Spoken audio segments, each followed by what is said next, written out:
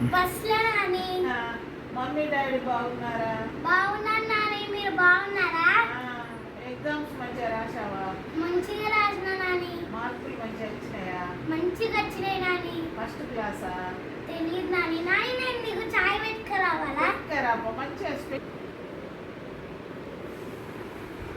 తీసుకో నాని. సరే. మీ అమ్మ నేర్పిందా టీ పెట్టుడు? నేర్పింది నాని. మంచిగా పెట్టిన నాని. మరి ఆకలి అవుతుంది, అన్నం తిరుగు. సరే. అబ్బా నాని నేను పండుకుంటా, చేత తినేది.